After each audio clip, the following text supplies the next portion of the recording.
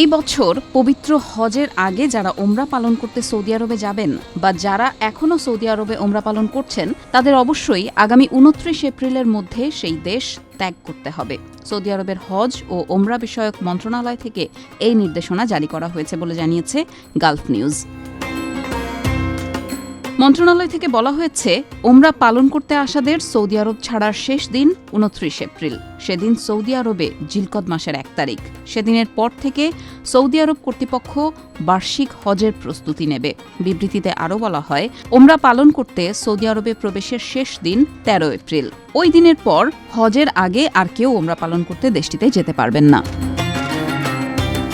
এতে বলা হয়, ২৯ এপ্রিলের পর ওমরা যাত্রীদের কেউ যদি সৌদি আরবে অবস্থান করেন তবে তিনি দেশটির ভিসা আইন ও হজের নীতিমালা লঙ্ঘন করেছেন বলে বিবেচনা করা হবে এবং আইন লঙ্ঘনকারীদের বিরুদ্ধে কঠোর শাস্তিমূলক ব্যবস্থা নেওয়া হবে।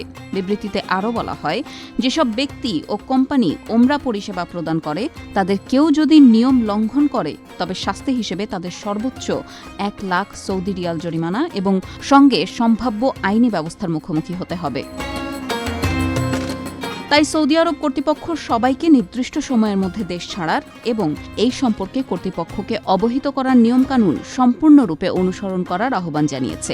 বিবৃতিতে সৌদি আরব বলছে, অতিরিক্ত সময়ে অবস্থানকারী ওমরা যাত্রীরা এই বিষয়ে জানাতে ব্যর্থ হলে সর্বোচ্চ জরিমানা করা হবে।